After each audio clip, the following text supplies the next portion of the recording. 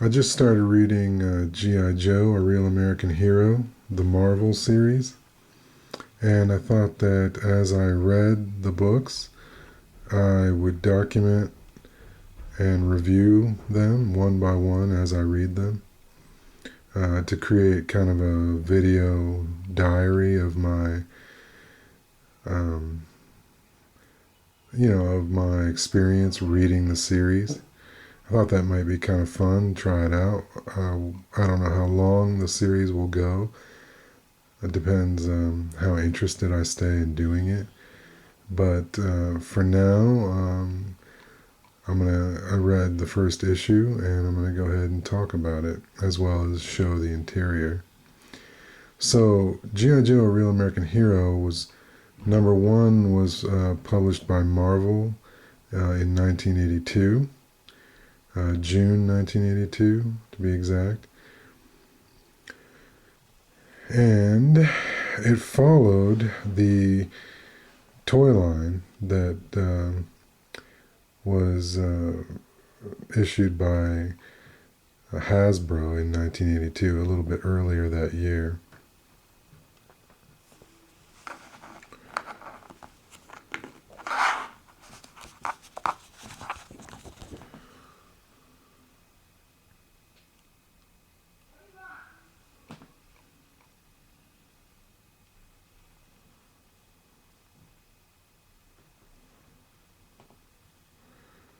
So here's my number one, which is one of the nicest copies of the series that I have.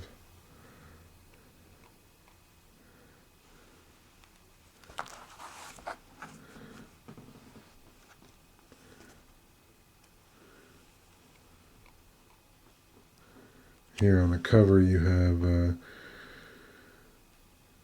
Grunt, Flash, Stalker, Scarlet, Zap, and Steeler going into battle on the Mobat tank. And this was drawn by Herb Trimpe and inked by Bob McLeod, who also did the interior.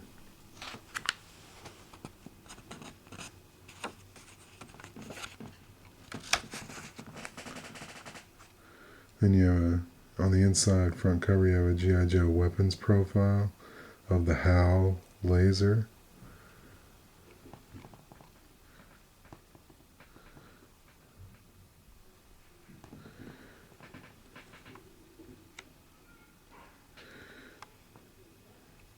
So here you can see that this issue was written by Larry Hama, penciled by Herb Trimpe, and inked by Bob McLeod.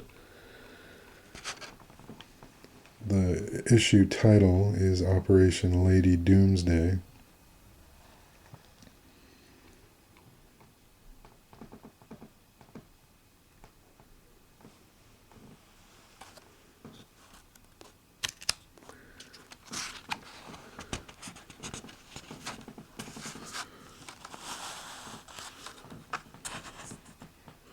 So here the story starts out with a nuclear scientist named Dr. Adele Burkhart, and she's being transported to Washington, D.C. to testify before a congressional committee about her position on building a nuclear weapon that she was enlisted to build for the U.S. government.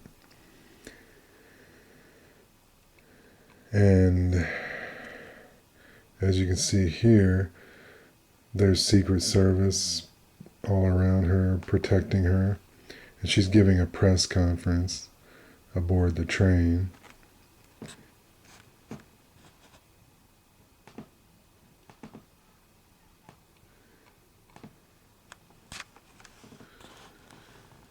When Cobra attacks the train,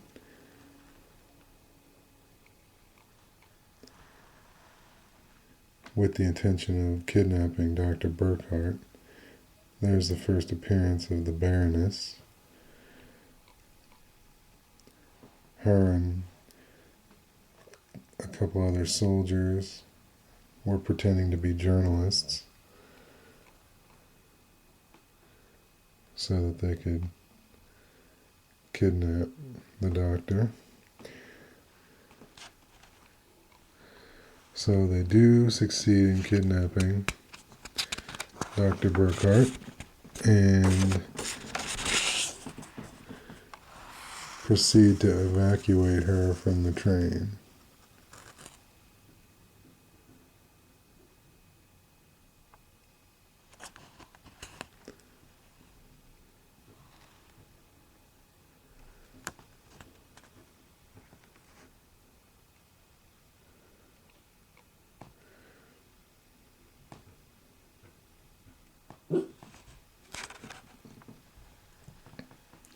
And then here you get the first introduction to the G.I. Joe team when these two generals, General Austin and General Flagg, are discussing the incident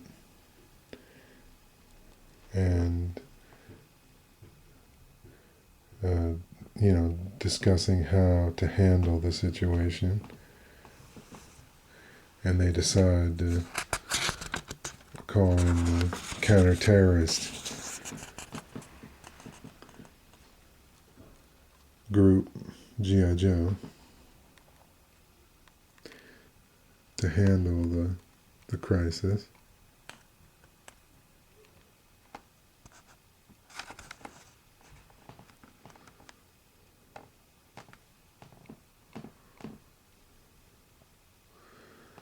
So these are the original members of the G.I. Joe team.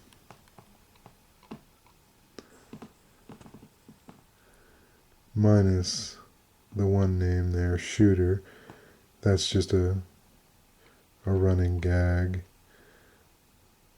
that they inserted, the creators inserted into the panel to kind of poke fun at Jim Shooter, who was the editor-in-chief of Marvel Comics at the time.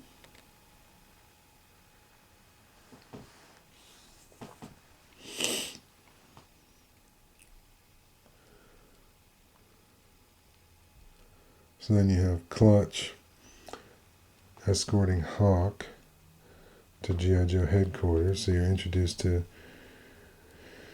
G.I. Joe headquarters at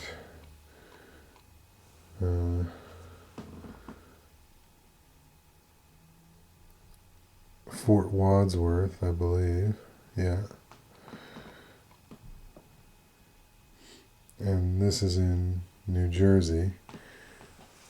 And the G.I. Joe headquarters is actually located underneath a chaplain's assistant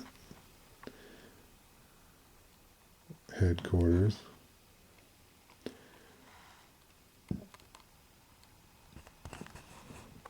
And that's how they keep the pit, which is the G.I. Joe headquarters name. That's how they keep it top secret,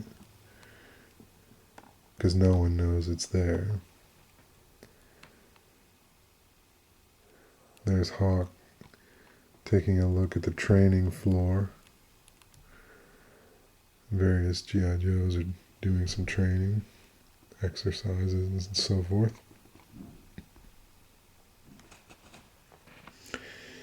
And he approaches them with the mission at hand.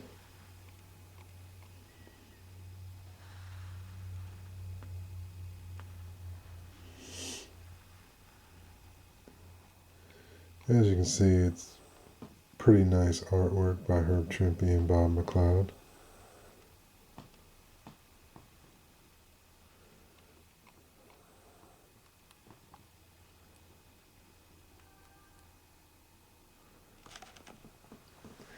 Here he's filling them in on the details of the mission.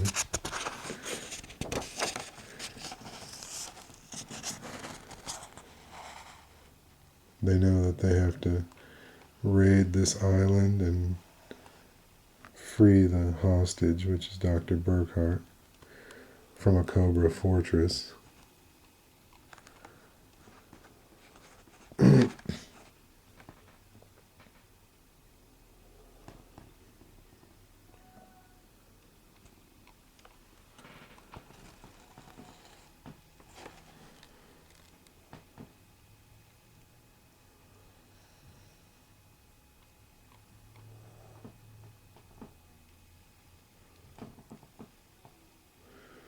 I especially like the close-up panels. Those are some of the coolest panels in the book.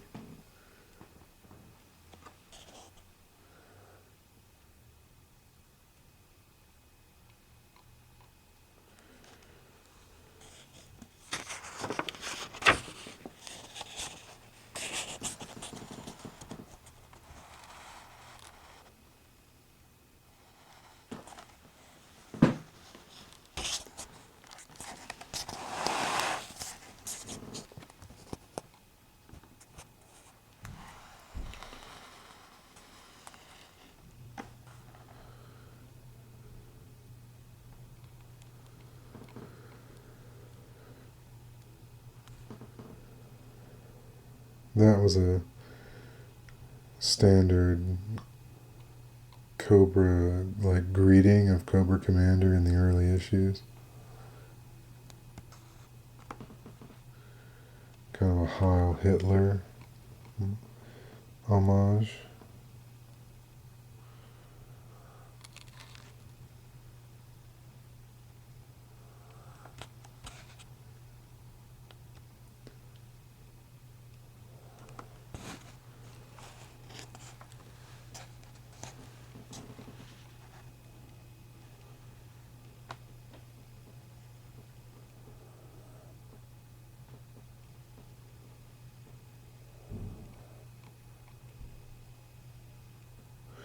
That's one thing I didn't like about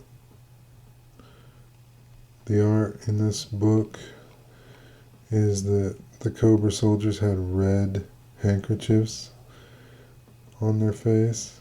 I mean, it's okay, but I prefer the black handkerchiefs that they had in the cartoon. I think black handkerchiefs with blue costumes, blue uniforms, blue helmets, blue uniforms. I think that looked a lot better. I think black looks a lot better than red, but they chose red for the comic book. I don't know why exactly. I mean, I guess they didn't have the animated series hadn't come out yet when this came out, so they didn't have that as a guide.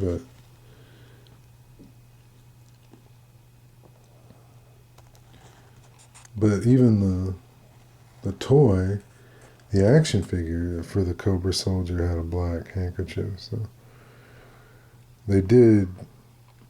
I think that probably a Cobra Soldier probably came out on as a action figure before this comic book was done. So they did have a model.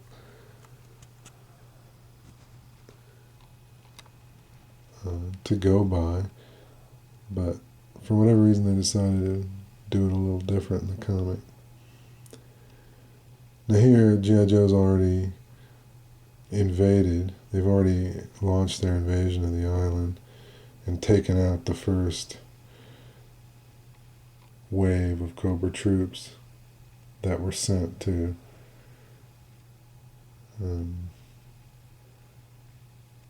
discourage them. And this is a cool panel here of Cobra Commander showing Baroness the full strength of their fortress stronghold. Pretty cool. That's a nice panel. There aren't a lot of large panels in this book. Mostly it's all small panels. Well done, I think, but mostly small panels.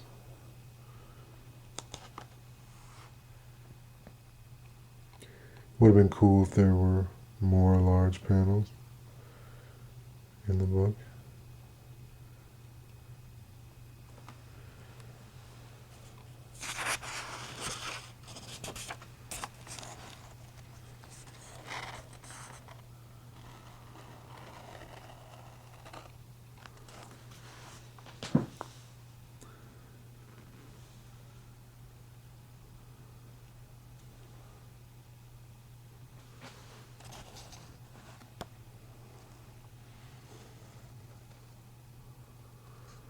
So here's Flash and Breaker cutting the radar.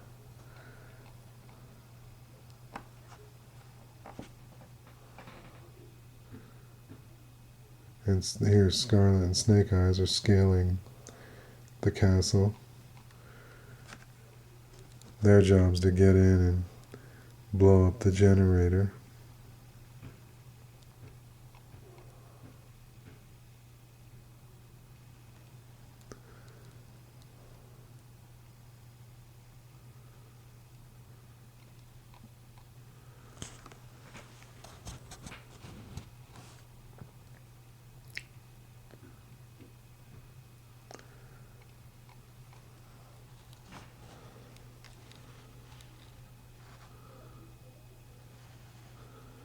So here's Stalker, Short Fuse, and Grunt.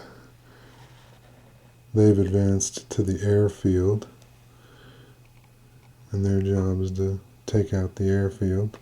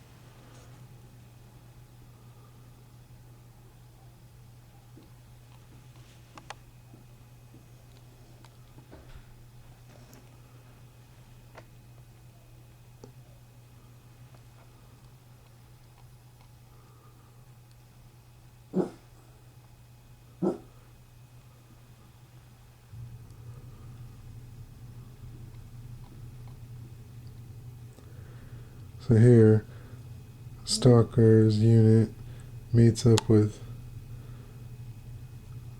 Breaker and Flash.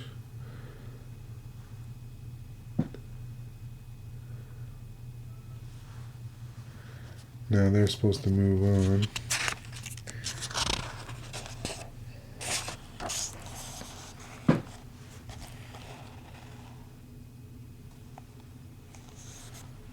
There's the Heil Hitler again. Now here's the second assault unit that lands on the other side of the island. And that consists of Rock and Roll on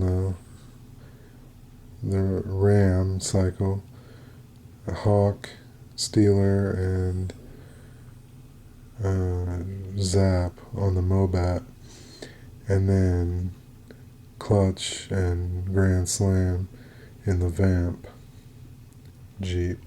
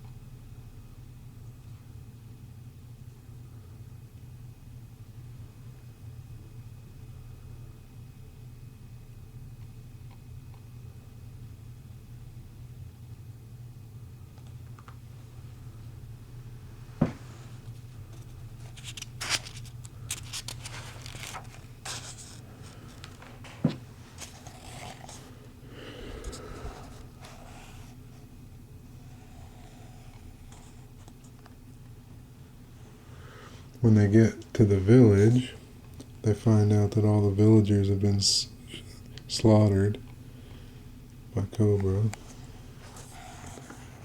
But that was one, maybe it was the only mystery to me in the book, but it was that was the one confusing part that didn't make any sense, was why Cobra slaughtered the villagers.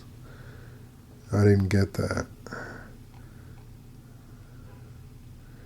Because in an earlier panel, Cobra Commander tells one of his troops to initiate the plan to, the contingency plan to kill all the villagers that are that live on the island. But I never understood, and I still don't, it never really was explained why that was a necessary action. Like, I don't know what that gained to them. I really don't understand what the point of that was.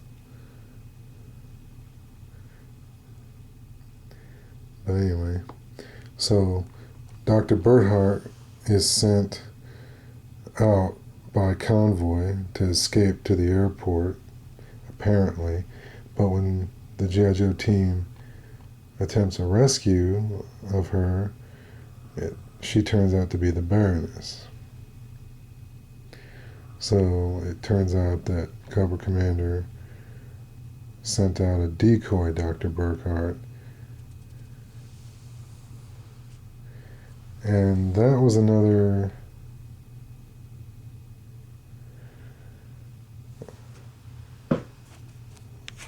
kind of little subplot that it was never explained. I mean, it's kind of neat for, that they introduced like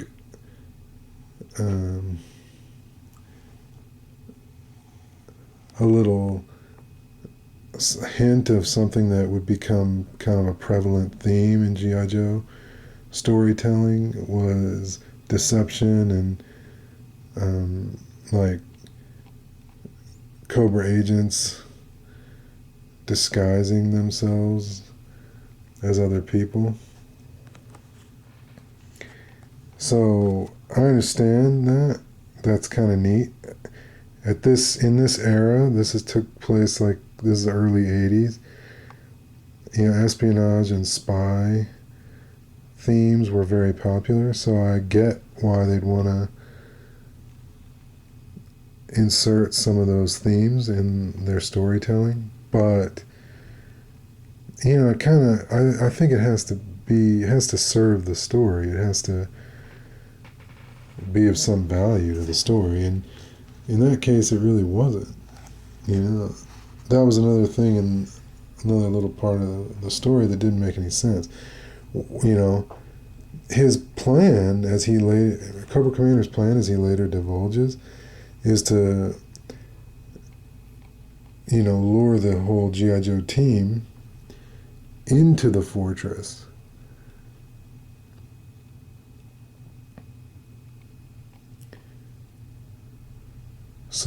Which is, wired with explosives, and he wants to blow the whole team up, get rid of them. That's pretty cool. That's a pretty cool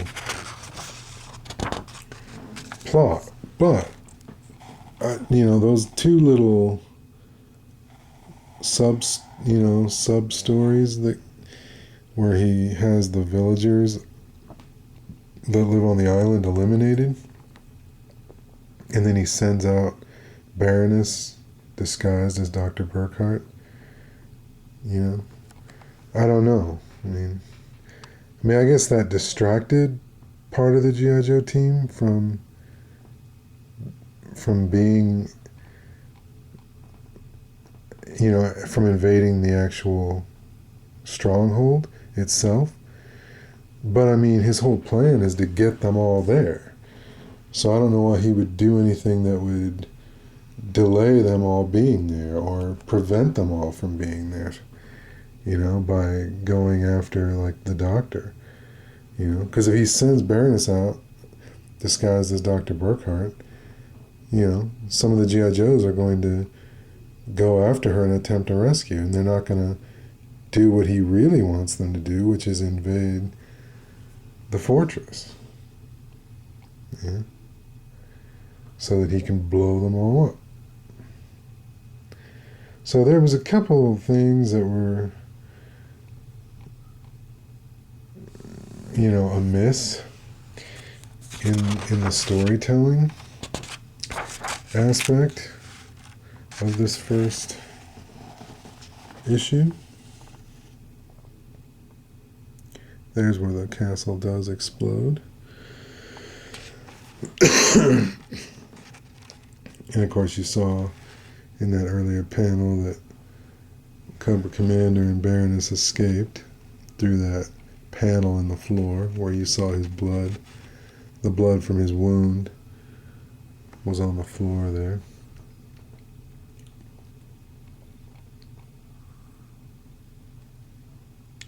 And here it shows Cobra Commander and Baroness taking off in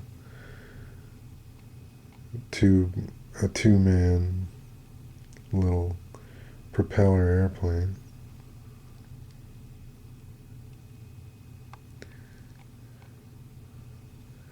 Showing that they got away.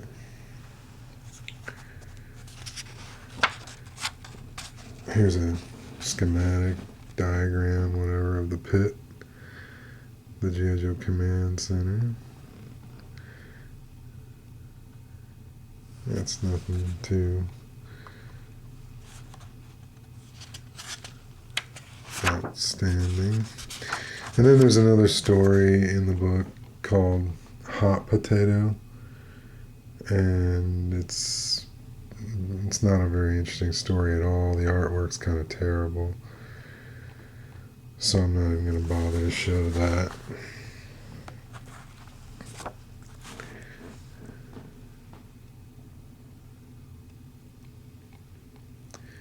Here's a little look at the back cover.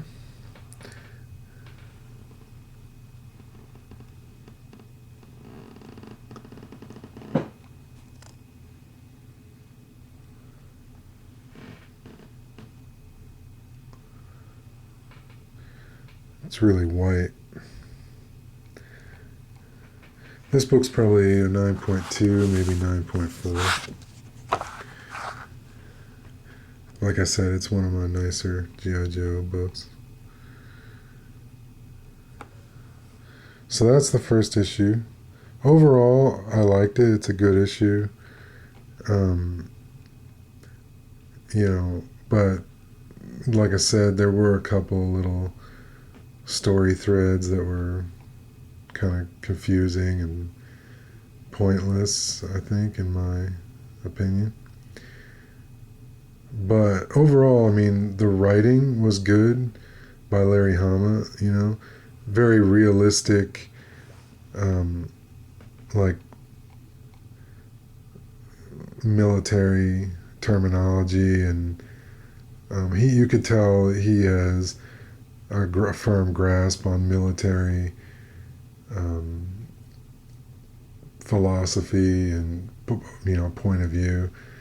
It's obvious that he's been in the military because he has the jargon down and so forth. So it was cool. I found it pretty cool, especially having been in the military myself. I found all that stuff pretty interesting and pretty cool.